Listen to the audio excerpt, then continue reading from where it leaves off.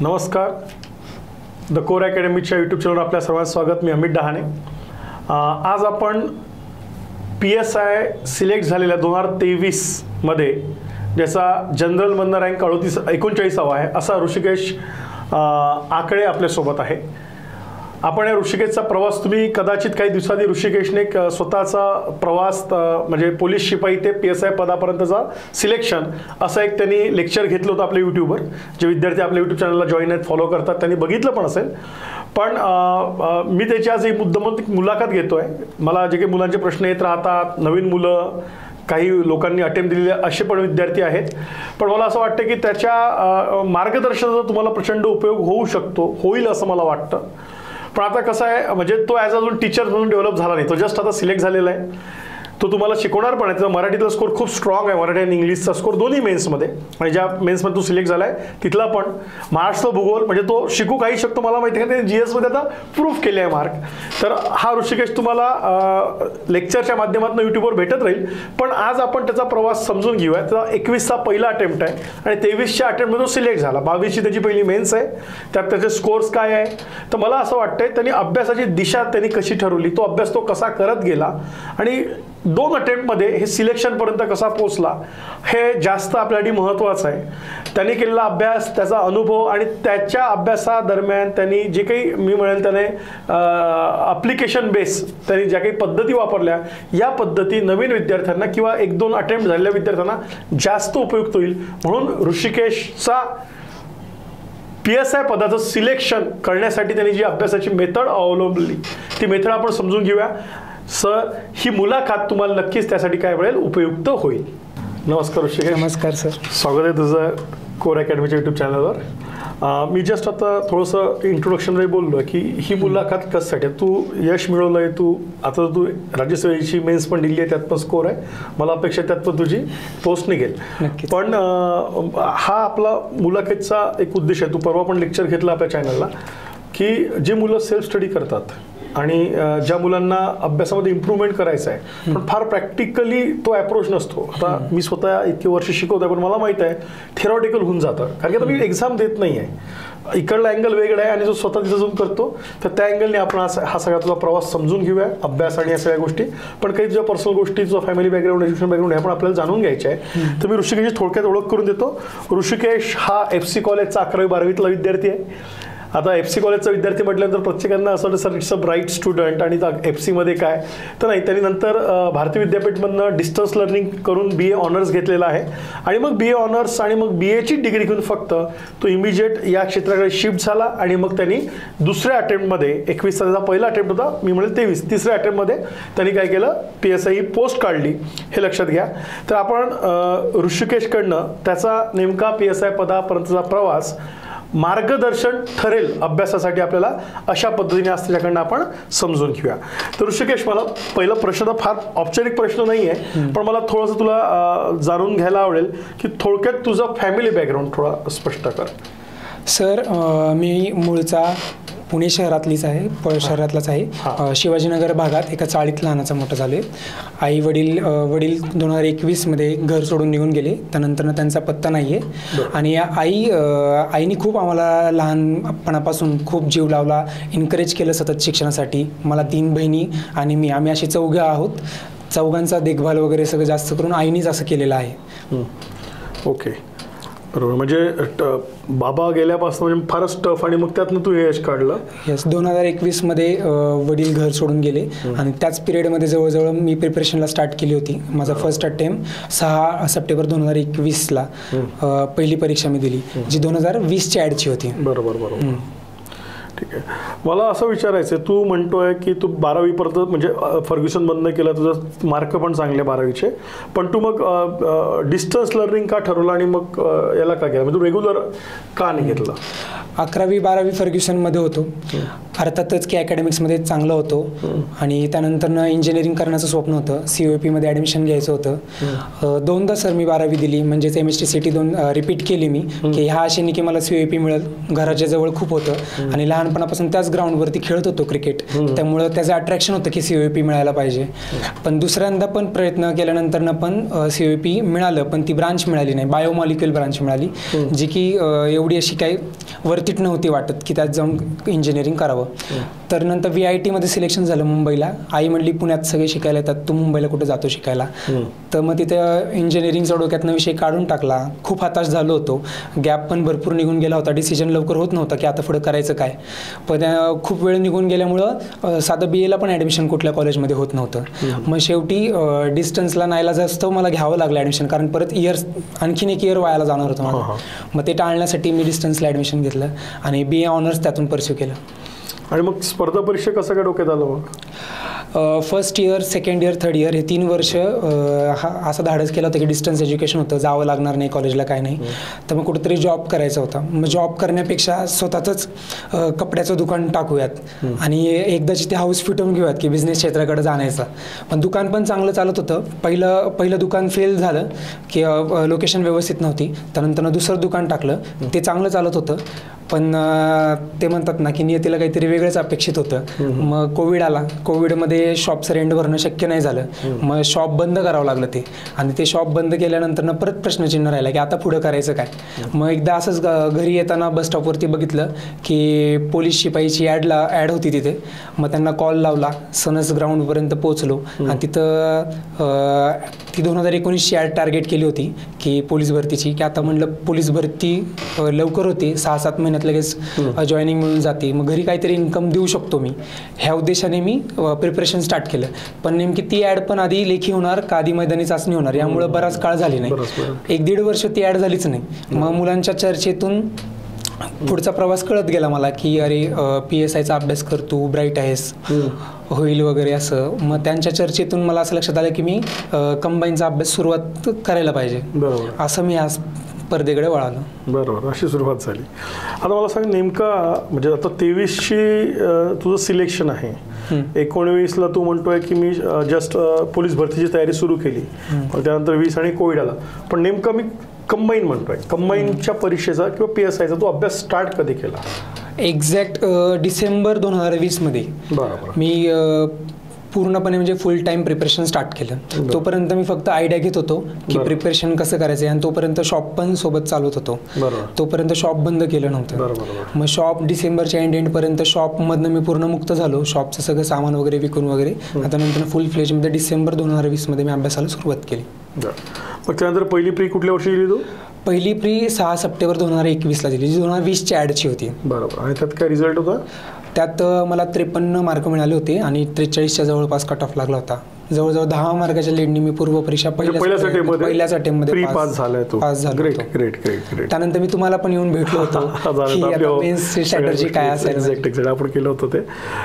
मला असं आणखीन एक विचारायचं आहे की आता तू डिसेंबरमध्ये म्हणजे कारण की आता हे फार महत्त्वाचं आहे, कारण की आता हाच माझं म्हणणं आहे जे विद्यार्थी सेल्फ स्टडी करतात आहे, बरोबर आहे, किंवा ठीक आहे जिथं मार्गदर्शन घेतात आहे क्लासेस वगैरे ऑलरेडी, पण डिसेंबर आणि मग ते तुझी पहिली मला हार्डली 5 ते 6 महिन्यात तुझी प्री आली.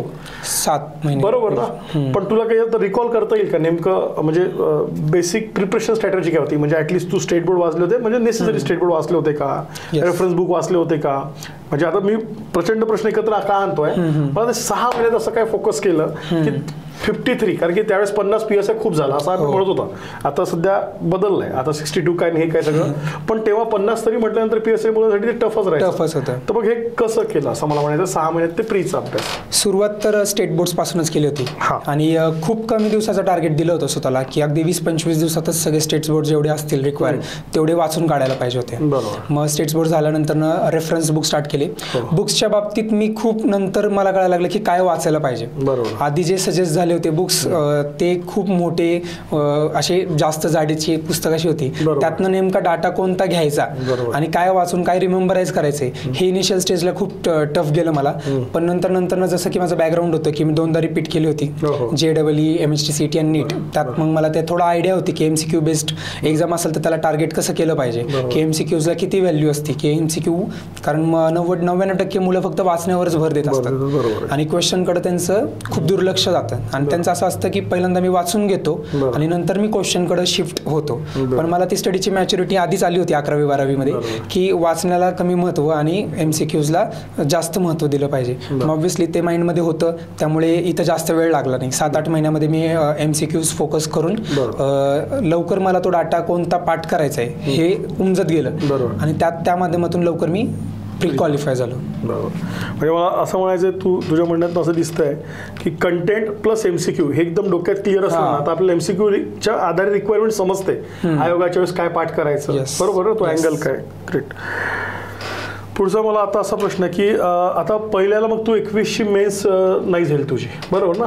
21ची मेन्स म्हणजे 20च्या ऍडची मेन्स तुझी जी होती, 20च्या ऍडची मेन्स माझी फेल आहे. 0.75 नी माझी मेन्स राहिली. आणि मग 22चा अटेम्प्ट 2021ला 600+ जागा होत्या STIच्या आणि सलग 2 प्री झाल्या होत्या आणि त्या प्रीमध्ये जवळजवळ 11 ते 13 क्वेश्चनचा घोळ होता आणि 3 वेळा आन्सर की लागली होती आणि मी तेवढा प्रिपेअर नव्हतो, म्हणजे मॅच्युअर नव्हतो की सलग 2 प्री फोकस करायच्या का 20ची मेन्स फोकस करायची.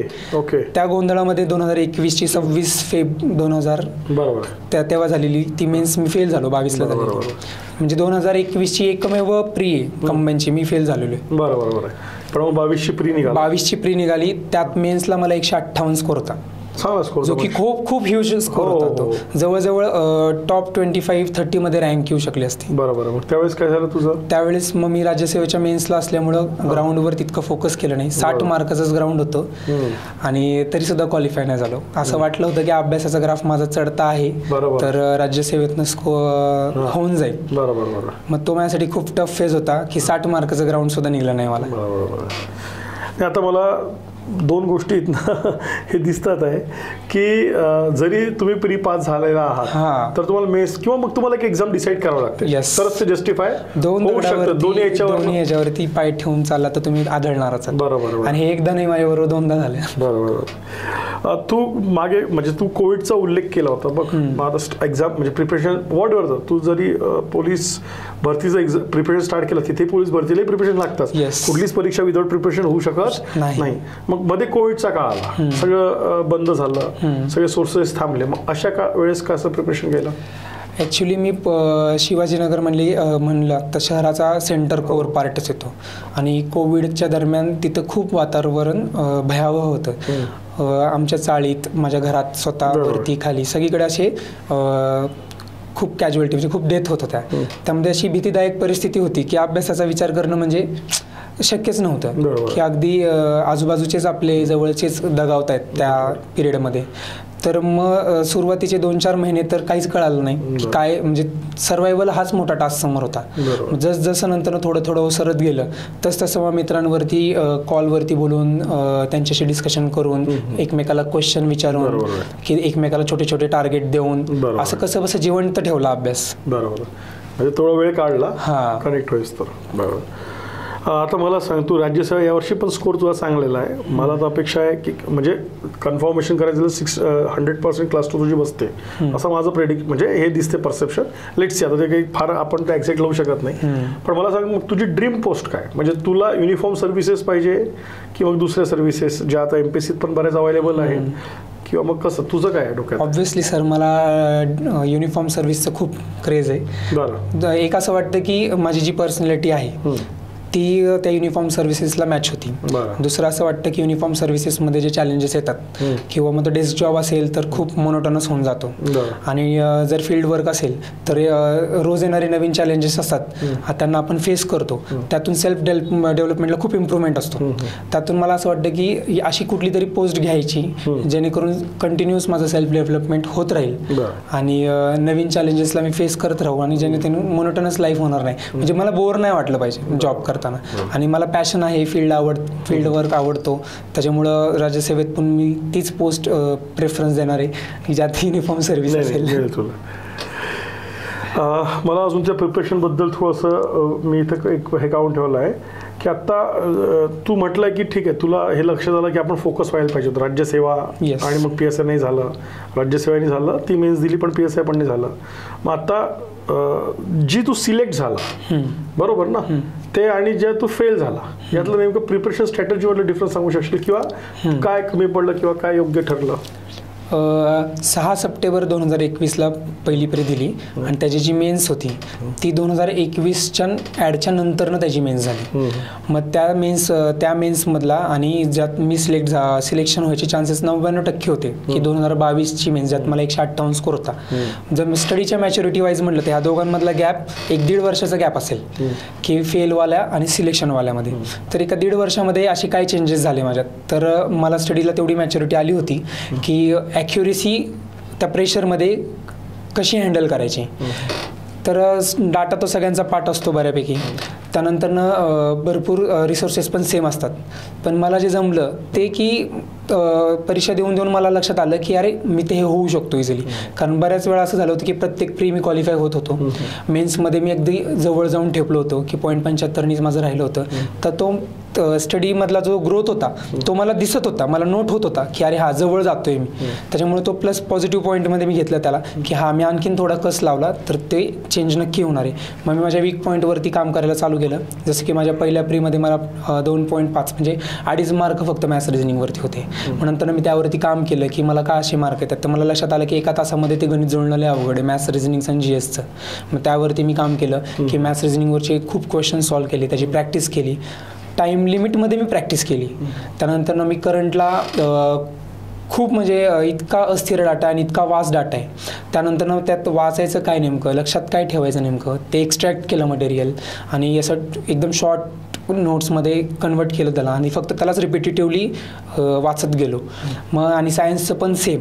म्हणजे मला असं वाटतं की हे 3 विषय जे आहेत मॅथ्स, रिझनिंग, सायन्स आणि करंट मुलांना मागं खेचायला कारणीभूत आहेत. मग ह्या 3वरती मी सोल्युशन शोधून काढलं होतं की ह्या 3घांना मी कसं टॅकल करणार. मग ते सिलेक्शन अटेम्पमध्ये तो एक डिफरन्स आणि मराठी इंग्लिशमध्ये हँड मिळवला. मराठीमध्ये माझी सुरुवातीपासूनच खूप रुची होती. मराठीचा मी कोणता क्लास केला नाही. इंग्लिशसाठी मी गणेश खडे सरांचा क्लास केला होता. गणेशकडं बेसिकपासून खूप चांगलं शिकवतात. त्याच्यामुळे जास्त इंग्लिशमध्ये खूप एफर्ट्स घ्यायची गरज नाही पडली. अगदी बेसिकमध्ये उत्तर क्रॅक करता येत होती. त्यामुळे ह्या 2 गोष्टीचा मला फायदा झाला मेन्सला खूप आणि मग लवकर मी मेन्स क्वालिफाय झालो. मला वाटतं तू काहीतरी 7 का 8 मेन्स लिहिले आहे. एकूण किती मेन्स दिले तू आतापर्यंत? टोटल 7 मेन्स दिलेत. म्हणजे प्री बऱ्याच वेळ तू पास झालेला आहे. मला सांग आता नोव्हेंबरला 9 नोव्हेंबरला प्री आहे किंवा 30 नोव्हेंबरला जे आता नवीन मुलं आहे 2500 त्यांना आपल्याला काय सांगता येईल. म्हणजे जर मला फक्त प्री पास करायचे इन एनी हाऊ उरले 3-4 महिने 4.5 महिन्यात तर नक्की काय स्ट्रॅटेजी ठेवली पाहिजे प्रीसाठी. प्रीसाठी जे खूप कॉमन आणि ज्याचा स्थिर डाटा आहे जसं की झालं हिस्ट्री, पॉलिटी, इकॉनॉमिक्स आणि जॉग्रफी हे 4 सब्जेक्ट मुलांचे जवळजवळ स्ट्रॉंगच असतात. त्यात चुकला तर एकाच दुसरा चुकतो. ज्यांचे हे 4 सब्जेक्ट स्ट्रॉंग नाही आहेत त्यांना सगळ्यात पहिलं मी असं ॲडवाईस करेल की ह्या 4ला तुम्ही टार्गेट करा सगळ्यात फर्स्ट.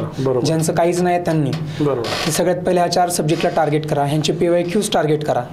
PYQ एकदम तोंडपाठ झाले पाहिजेत जेणेकरून त्या एका तासामध्ये जास्त एफर्ट नाही लागला पाहिजे विचार करायला की विथिन अ सेकंद तुमचं ते उत्तर आलं पाहिजे.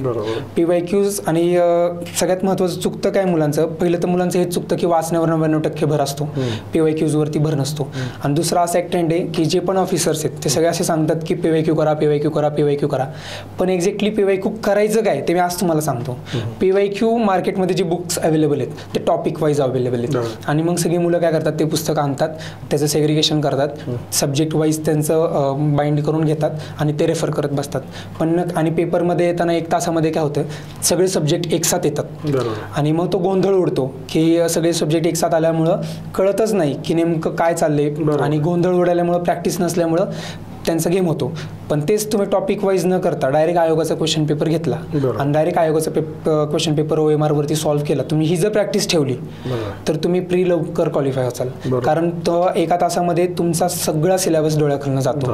विथिन मॅथ्स रिझनिंग आपण बरेच जण रोजच्या रोज डेली बेसिसला प्रॅक्टिस करत नाही, पण क्वेश्चन पेपरचं तुम्ही 100 मार्क्स घेतला तर तुम्हाला मॅथ्स रिझनिंग टच करणंच आहे आणि एका तासात करणं आहे. त्याच्यामुळे जर तुम्ही रोज 2 ते 3 क्वेश्चन पेपर सॉल्व्ह केले, त्याचं ॲनालिसिस केलं तर नक्कीच प्री इझिली क्वालिफाय होऊन जाईल. कमी काळात होऊ शकतो, खूप कमी काळात होऊ शकते. प्रीसाठी काही अशी बुक लिस्ट तुझ्या डोक्यात आहे का? म्हणजे फार माझ्या तर आता बुक लिस्ट आपणच बऱ्याच वेळेस सांगतो, पण मला असं म्हणायचं प्रॅक्टिकली हे सर एवढंच कामाचं जास्त. आता इतके मोठे पुस्तक आहे, for example all due respect आपण इतिहाससाठी खूपच मोठी पुस्तक आहे, पण मला काय वाटतं मुलांनी सांगतो की इतिहासाठी इतकं मोठं वाचणं होतच नाही. 8वी 11वी खूप झालं, एखादा शॉर्ट झेरॉक्स नोट्स खूप झाले, याच्या पलीकडे आपण जाऊ शकत नाही. अशा अँगलनी म्हणतो. तुला काय वाटतं कुठली बुक लिस्ट आपण हाताळली? सर थोडंसं एक्सप्लेन करून सांगतो बुक्स बद्दल, की हे एक मॅच्युरिटीचा टप्पा आहे स्टडीच्या. जर इनिशियल फेज असेल, तुम्ही आत्ताच प्रिपरेशन स्टार्ट केलं असेल, तर तुम्हाला मी वेगळी बुक्स लिस्ट सजेस्ट करेल.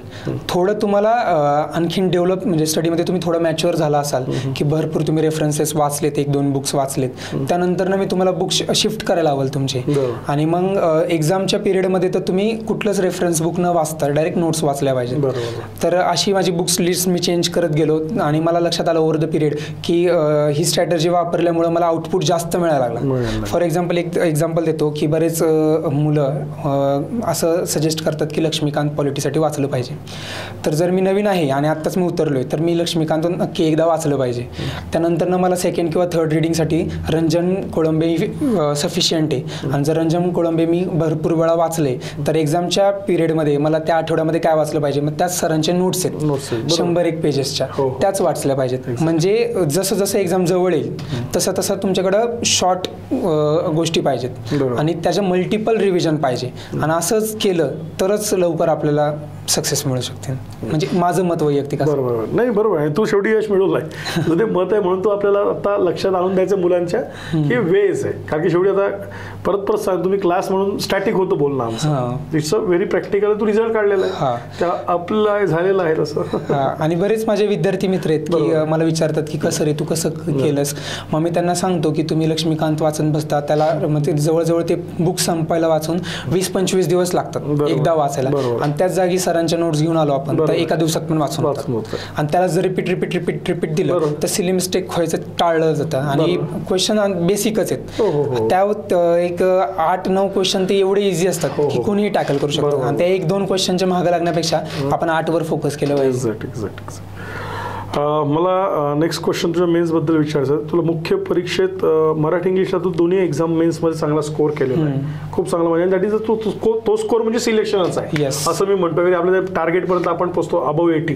तर नक्की मराठी इंग्लिशसाठी काय स्ट्रॅटेजी ठेवली पाहिजे? म्हणजे मी एकंदर पहिले स्ट्रॅटेजीवर बोल की मराठी इंग्लिशमध्ये मला क्रॅक करायचा, जो 1 वर्षाचा मुलगा अभ्यास करतोय आता, 1 वर्षाचा पिरियड नाही, अशा लोकांनी आता 1 वर्षा पिरियडसाठी काय केलं पाहिजे, बरोबर आहे. आणि आता इमिडिएट मग 25 किंवा 26ची मुलं आपण तसं बोलूया. पहिले मला सांग, मराठी इंग्लिशला 80+ जायचंच आहे, ही काय स्ट्रॅटेजी पाहिजे? 80+ जायचंच असेल तर सगळ्यात सुरुवातीपासून सांगतो की एक स्थिर बुक लिस्ट फिक्स करायची, जसं की मोरा वाळंबे किंवा बाळासाहेब शिंदे. नोट्स करायचे असतील तर मग नोट्स फिक्स करा की कोणता क्लास करायचा. एक गणेशकर सरांचा क्लास मी सजेस्ट करेल की नक्कीच करा, फायदा होतो. त्यानंतर एक अनिकेत पाटील सरांचं एक बुक आहे ज्यात खूप मायनर रूल्स एकदम व्यवस्थित त्यात सांगितलेले आहेत. मग हे 2 गोष्टी इंग्लिशसाठी आणि मराठीसाठी बाळासाहेब शिंदे आणि मोरावाळे मेन एफ. एकदा हे वाचायचं ठरवली, एकदा समजून घ्यायचा पूर्ण विषय, आणि 1-2दा तुम्ही त्या गोष्टी पाठ केल्यात त्यातल्या की प्रकार किती असतात, काय असतात, सब टाईप काय असतात, एकदा पाठ करून टाकलं त्यानंतरनं ती पुस्तकं बंद करून साईडला ठेवून टाकायची. आणि आता डायरेक्ट आयोगाचे क्वेश्चन पेपर सेट झेरॉक्स काढून आणायचे. 80 ते 90 क्वेश्चन पेपर सेट आहेत आपल्या मार्केटमध्ये, म्हणजे आयोगाचेच PYQ. तर ते एक चार्ट बनवायचा, त्या चार्टमध्ये first attempt, second attempt, third attempt अशी 7 ते 8 वेळाच लिहूनच घ्यायचं आणि डायरेक्ट पेपर सॉल्व्ह करायला घ्यायचं. अर्थातच पहिला पेपर सॉल्व्ह केला तुम्हाला जास्त मार्क येणार नाहीत, मग लगेच त्याचं ॲनालिसिस बघायचं, त्याची उत्तर पाठ करून टाकायची. व्होकॅब असेल तर जागेवर पाठ झालं पाहिजे, आणि ग्रामर असेल तर ते कसं आलं, आणि मग ते जाऊन रेफर करायचं रेफरन्स बुकमधनं आपल्या की ह्याचं एक्सप्लेनेशन काय किंवा काय. असं करत करत तुम्हाला सेकंड थर्ड असं करत तुम्ही मार्क त्यात नोट डाऊन करत जायचे. की मराठीमध्ये मला समजा फर्स्ट टाइम 35 वगैरे मार्क आले, सेकंडला 38 आले, फोर्थ किंवा फिफ्थ अटेम्प्टपर्यंत 45पर्यंत मी पोचलोय. मग इथं पण 45पर्यंत पोचलो तरी विषय सॉल्व्ह होत नाही. आपल्याला ते इतके रिपीट वेळा सॉल्व्ह करायचे, इतकी त्यात ॲक्युरेसी आणायची. कारण कोणताही जर मराठी लँग्वेजचा जर कोणताही पेपर घेतला तर त्यातला 70 ते 60% रिपीटच असतं सगळं. न्यू काहीच होत म्हणजे न्यू काही सेट होत नाही त्यातलं. आणि बऱ्याचदा माझे मित्र असे आहेत की मेन्सला जाऊन आलेत आणि मागचं PYQच आलेलं त्यांचं चुकतं.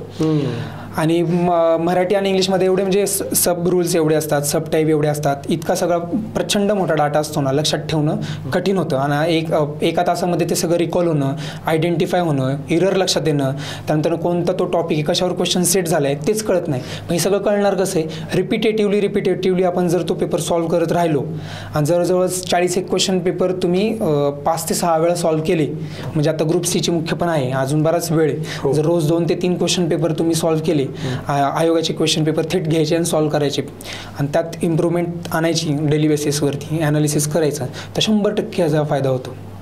ओके.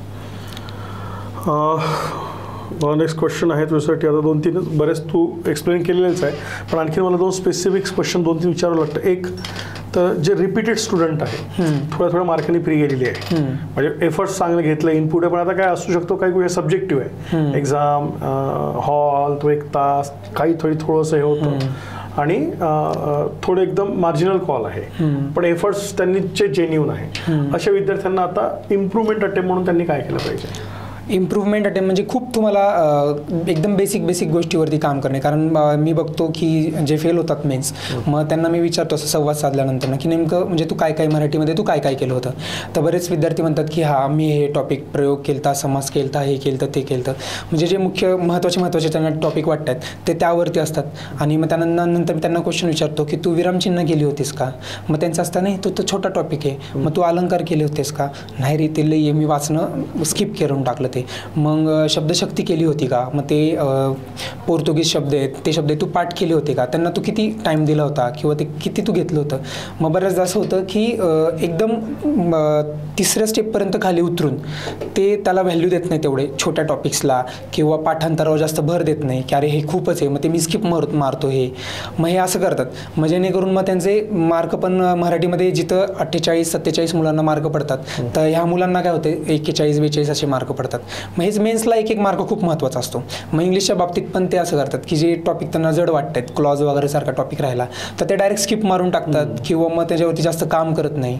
तर तुम्ही जे मुख्य राहते असं म्हणतात त्या मुलांनी एक स्टेप फॉरवर्ड जाऊन एकदम बारीक लेवलला काहीच स्किप न करता, मराठी इंग्लिशमध्ये तर काहीच स्किप करायचं नाही, सर्वच्या सर्व गोष्टी एकदम जेवढं जास्त वेटेजवाल्या टॉपिकला जेवढं महत्त्व आहे तेवढंच कमी वेटेजवाल्या टॉपिकला पण महत्त्व आहे.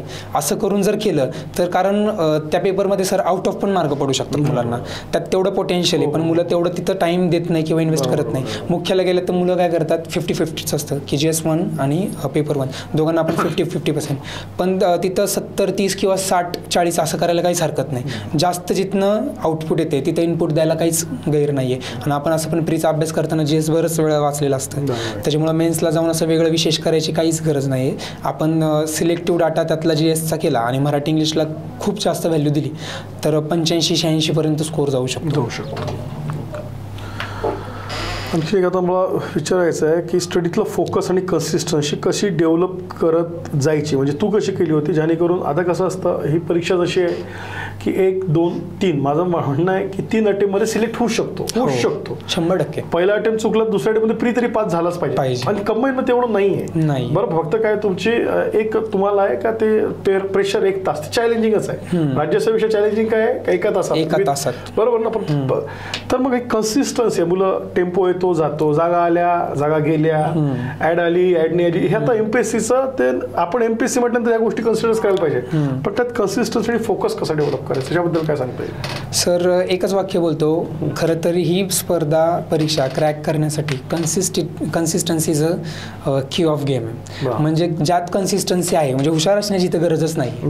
इथं खूप ॲव्हरेज स्टुडंट असेल जो प्रामाणिकपणे दिवसा येतोय रात्री जातोय आणि प्रामाणिकपणे अभ्यास करतोय, पूर्ण फुल फ्लेजने अभ्यास करतोय आणि कन्सिस्टंटली अभ्यास करतोय, तर हमखास त्याची पोस्ट मिळायचे चान्सेस हुशार मुलापेक्षा जास्त आहे. आणि मग ती कन्सिस्टन्सी मेंटेन कशी करायची आहे, तर बऱ्याच वेळा काय होतात फॅमिलीतनं काहीतरी अडचणी येतात किंवा मग ॲड येत नाही, मग तोच रटाळवाना अभ्यास परत मी तेच का वाचू, किंवा मग हे नाही वाचायचं आहे मला, पुस्तक घेतलं की थोडी चिडचिड होती की अरे हे तर मला सगळं येते, मी सोडून देतो, मी आता काय करतो. मग मी असं सल्ला देईल की मग तुम्ही बुक्स चेंज करून बघा, काहीतरी वेगळं वाचून बघा. वेगळं म्हणजे जसं की लक्ष्मी लक्ष्मीकांत वाचायचं आहे तर त्या जागी रंजन कोळंबे वाचून बघा, रंजन कोळंबे वाचायचं आहे तर मग सरांच्या नोट्स वाचून बघा. मग आता जर तो डाटा तुम्हाला असं वाचते वाचण्यात मला रस नाही आहे तर तुम्ही डायरेक्ट आयोगाचे क्वेश्चन पेपर घ्या, कारण ह्यात नाही कंटाळा आहेत. आयोगाचा क्वेश्चन पेपर घेतला, आपण सॉल्व्ह केलं, त्याचं अनालिसिस करत बसलो तर हे वाचण्यापेक्षा इंटरेस्टिंग पण आहे आणि ह्यात वेळ बराच निघून जातो आणि आपण अभ्यासाला धरून राहतो, म्हणजे एका पॉईंटवरती राहतो आणि करेक्ट डायरेक्शनला राहतो. आणि मग जर आणखीन ह्यात पण करूच वाटत नसेल तर मग एक दोन जे प्रॉपर अभ्यास करणारी मुलं आहेत असं त्यांना घेऊन त्यांच्याबरोबर डिस्कशनच्या माध्यमातून एकमेकांना क्रॉस क्वेश्चनिंग करून छोटे छोटे टार्गेट्स देऊन कशी तरी अभ्यासातली कन्सिस्टन्सी मेंटेन ठेवली पाहिजे. आणि तीच गेम आहे खरी, म्हणजे जो कन्सिस्टंट आहे त्याला हमखास पोस्ट आहे आणि जो कन्सिस्टन्सी सोडतोय, धरपकड करतोय अभ्यासामध्ये, मग त्याचा गेम व्हायचे जास्त चान्सेस असतात. बरोबर आहे. मला म्हणजे आता मी पुढच्या याच्यात म्हणजे आता आपण शेवटाकडे येऊच, पण आणखी एक महत्त्वाचा प्रश्न राहिला की 1 तासात 100 प्रश्न, हे चॅलेंजिंग असं आहे. त्यात गणित बुद्धिमत्ता आहे, आता वीजचा आलेला आहे, करंट आहे, सायन्स आहे, ते काय डायरेक्ट क्लिक नाही होत बघितल्यावर. येस बरोबर आहे. पण तरीही आपल्याला पास व्हायचं आहे, दिवसेंदिवस काय होत चाललं आहे, मेरिट वाढत चाललेलं आहे. तर जे टाईम मॅनेजमेंट इन एक्झाम त्याच्याबद्दल काय सांगता येईल? परत तिथेच तो फिरून येतो की मी म्हणायचो आता बघा मार्केटमधली सगळी जी पुस्तकं आहेत, समजा 21,000 आहे तर ते टॉपिक वाईज आहे, 0 एरर आहे तर ते टॉपिक वाईज आहे, मराठीचं हातनुरे सरांचं ॲनालिसिस आहे की ते टॉपिक वाईज आहे, आणि महाराष्ट्रात सगळं हेच पुस्तकं वाचते. आणि गंमत अशी होती की टॉपिक वाईज आपण प्रिपेअर करताना आपल्याला एकमेकाला कनेक्ट असतात, क्वेश्चन लिंक लागते आणि सॉल्व्ह होतात. आणि अचानक एक्झामच्या हॉलमध्ये सगळे क्वेश्चन्स एकदम एका तासात जम्प घेतात आपल्यावरती. पण आपली तशी प्रिपरेशन नसती किंवा आपली तशी प्रॅक्टिस नसती की आपल्यातले खूप कमी विद्यार्थी असे असतात की आयोगाचा डायरेक्ट क्वेश्चन पेपर झेरॉक्स काढून आणचाल, OMR घेचाल आणि सॉल्व्ह करचाल. आणि डेली बेसिसवर करणारे तर हे बोटावर मोजण्या इतकेच असतील. खूप कमी विद्यार्थी असे करतात. मग ज्यांना हे जे प्रेशर हँडल होत नाही, 1 तासाचं मॅनेजमेंट जमत नाही, त्यांना तेच ॲडवाईज राहील की तुम्ही प्रॅक्टिस इतकी करा. एक एक्झाम्पल देऊन सांगतो की रनिंगच्या बाबतीत 800 मीटर धावायचं असतं 2.5 मिनिटामध्ये, आणि जितकी जास्त मी प्रॅक्टिस ठेवल रनिंगची तर तेवढा माझा तो स्कोर वाढणार आहे रनिंगमधला. तसेच इथं 1 तासाचं गणित आहे तर तुम्ही 100 क्वेश्चनची प्रॅक्टिस इथंच किती वेळा करता. टेस्टच्या बाबतीत काय होतं, बऱ्याचदा टेस्ट सिरीजवरती पोर जास्त अवलंबून असतात, पण टेस्टच्या बाबतीत असतं की त्यांचा उद्देश असतो की पूर्ण सिलेबस आम्ही कव्हर करतो आणि टेस्ट आम्ही थोडी टफ सेट करतो.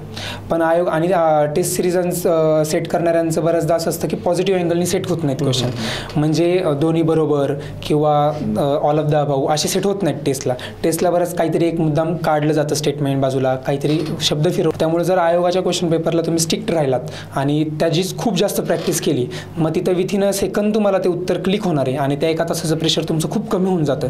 जर पटपट आणि पॉझिटिव्ह एका क्वेश्चनचा इम्पॅक्ट दुसऱ्या क्वेश्चनवरती पडत राहतो.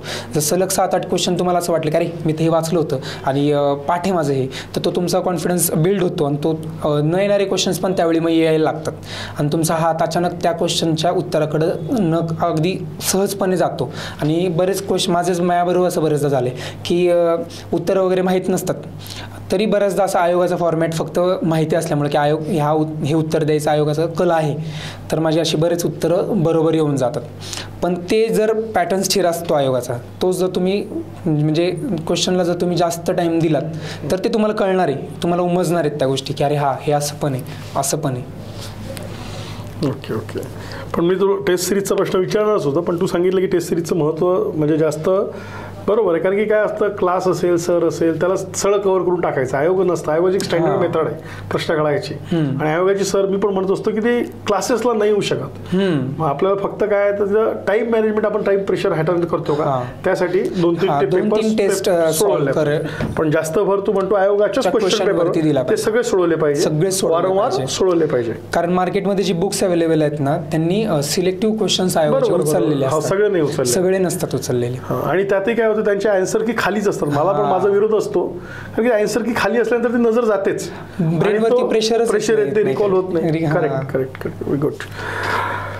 बऱ्यापैकी आता जे काही मला मुलांच्या दृष्टीने पाहिजे होतं, प्रिपरेशन प्री असेल, मेन्स असेल, मराठी इंग्लिश असेल, तू सांगितलं, प्रॅक्टिकली सांगितलं. पण यातला तर मी फक्त एकदा प्रश्न चेक करतो कुठले प्रश्न असेल का. राज्यसेवेचा कोर्स तुझा होप्स आहे, पण आता तुझ्या पुढं तू नेक्स्ट टार्गेट काय ठेवलं? म्हणजे आता PSI तू जॉईन करणारच आहे जेव्हा ट्रेनिंग येईल तेव्हा, पण नेक्स्ट टार्गेट DYSP असं तुझं प्रवास आहे का? पण आता डिस्क्रिप्टिव्ह झालेली आहे. होप्स माझं तर म्हणणं आहे की तुला क्लास 2 मिनिमम मिळेल. हां, आता इंटरव्ह्यू आणि या सगळ्या गोष्टी चांगल्या गेल्या बरोबर. येस. पण नेक्स्ट टार्गेट DYSP, एक्साइज DYSPची पोस्ट असं वाटतंय की आहे, जेवढे मार्क मिळाले मिळायचे चान्सेस आहेत. बरोबर. इंटरव्ह्यू वगैरे चांगला गेला तर होप्स आहेत. जाईल जाईल जाईल जाईल जाईल चालेल. फक्त मग आता आपण थांबूया. तर त्याच्या आधी मी फक्त एवढंच म्हणेल की आत्ता जे मुलं नवीन असेल जुने असेल त्यांना शॉर्टमध्ये तू काय सांगशील ॲज अ ॲस्परंट, आणि 1 किंवा 2 अटेम्पमध्ये त्यांना प्री आणि मेन्स हे क्रॅक करायचे आहे अशा विद्यार्थ्यांना शॉर्टमध्ये काय सांगशील? अभ्यासाशी मित्रांनो प्रामाणिक राहा. तुम्ही इथं आलात, अभ्यास करायला आलात, अभ्यास सोडून इतर गोष्टींवरती जास्त जर टाईम जात असेल तर ती गोष्ट स्किप मारली पाहिजे आणि जास्तीत जास्त वेळ अभ्यासाला दिला पाहिजे. आणि दुसरं एक कानमंत्र आहे की तुम्ही 99% वाचण्यावरती भर देता. कधीच मी म्हणजे माझ्या स्वतःच्याच लायब्ररीमध्ये क्वेश्चन सॉल्व करताना विद्यार्थी मी बघतच नाही, त्यांचा जास्त भर फक्त वाचण्यावरतीच असतो. तर ते थोडंसं तुम्ही चेंज आणा. आणि जे बुक्स पण तुम्ही वाचतायत त्याबद्दल पण तुम्हाला शिफ्ट व्हायला काही हरकत नाही. जर तुम्हाला असं वाटतंय की हे कव्हर होत नाही आहे किंवा डाटा लवकर पाठ होत नाही आहे तर तुम्ही शॉर्ट गोष्टीकडं जावा, तेच रिपिटेटिव्ह वाचा. आणि सगळ्यात जास्त महत्त्वाचं म्हणजे मॅथ्स रिजनिंगची डेली बेसिसला प्रॅक्टिस करा. आणि डेली बेसिसला मुलं करंट वाचतात 2-2, 3-3 तास, त्याच जागी तुम्ही करंटचा टाईम मॅथ्स रिजनिंगला द्या. 2-2, 3-3 तास मॅथ्स रिजनिंग करा आणि करंट एकदम सिलेक्टिव्ह वाचा. कारण बरेच विद्यार्थी दिवसभर परिक्रमा घेतात, दिवसभर परिक्रमा वाचत असतात. त्यांना असं वाटतं की करंट. त्या जागी तुम्ही स्थिर डाटाला जास्त महत्त्व द्या, जे की जॉग्राफी, पॉलिटी हे चेंज नाही होणार आहेत. हे एकदा तुमचं झालं पक्कं आणि ह्याचे तुमचे मार्क कुठंच जाणार नाही आहेत. आणि करंट इयर वाईज चेंज होत राहणार आहे तुम्हाला. त्याला तुम्हाला किती इनपुट आउटपुट ते बघून तुम्ही स्ट्रॅटर्जी प्लॅन करा तुमच्या अभ्यासाची. नक्कीच. ऋषिकेश, त्यांनी त्याचा अभ्यास कसा केला, किती प्रॅक्टिकल त्यांनी विचार केला, त्यांनी आयोगाच्या PYQचा किती उपयोग केला आणि त्या उपयोगाचा त्याला आउटपुट मिळाला, रिझल्ट मिळाला, हे त्यांनी त्याच्या याच्यात सांगितलं आहे. मी जाताना फक्त एवढंच म्हणेल की नक्कीच या मुलाखतीचा तुम्हाला मार्गदर्शन म्हणून फायदा होईल. तुमच्या अभ्यासात प्रॅक्टिकली ॲप्रोचने तुम्हाला याचा फायदा होईल हे लक्षात घ्यायचं आहे. आणि जे विद्यार्थी आता त्यांनी सांगितलं की तुम्ही 25ची जरी नोव्हेंबरची प्री फोकस करताय तर तुम्हाला कन्सिस्टन्सीसाठी सोर्स म्हणजे विषय तोच आहे, सोर्स थोडा चेंज करा जेणेकरून तुमचा अभ्यास काय होईल तुम्हाला कंटाळा येणार नाही. त्यात 2013 पासूनचे 2024 पर्यंतचे सगळ्या PYQचा उपयोग किती करता येईल तेवढा उपयोग करा. कारण की आयोगाचे काही विषय स्टॅटिक आहे, रिपीट आहे, त्याच्यामुळे तुम्हाला ॲटोमॅटिक ते काय होऊन जातं आहे ते आपलं अंगवंडी पडतं आणि आपल्याकडनं ते एक्झाम हॉलमध्ये त्याच्यातनं आउटपुट निघतं. 2023ची सिलेबस बदलण्याचा जो काही सिलेबस रिस्ट्रक्चर केला त्याची त्यांनी मेन्स दिली आहे. आयोगाने जो काही कंबाईनचा बदललेला रिस्ट्रक्चर केला सिलेबस त्यातनं त्यांनी काय काढलेली आहे, पोस्ट काढलेली आहे. त्याच्यामुळं आत्ता 2500 विद्यार्थी किंवा 26मध्ये जे विद्यार्थी तयारी करत आहे त्या विद्यार्थ्यांना या ऋषिकेशच्या अनुभवाचा नक्कीच फायदा होईल अशी आपण अपेक्षा करू. तुम्ही चॅनलला लाईक शेअर सबस्क्राईब करायला विसरू नका. आणि ऋषिकेश तुम्हाला मराठी, कारण की मी त्याला फार एम्फासिस करतो, त्यांनी मराठी इंग्लिश 80+ त्यांनी स्कोअर काढला आहे 2 स्पेसमध्ये. महाराष्ट्राचा भूगोल असेल आणि आणखीन काही तुमची शंका असेल तर आपल्या यूट्यूब चॅनलवर तुम्हाला तो भेटेल. तुम्हाला मार्गदर्शन पण करेल, तुम्हाला शिकवेल पण, आणि तुमच्या शंका काय असेल त्याचं निरसन पण करेल. Thank you so much. Thank you Rishikesh, तू या मुलाखतीसाठी वेळ दिला म्हणून. नक्कीच तर चॅनल लाईक शेअर सबस्क्राईब करायला विसरू नका. थँक्यू. धन्यवाद.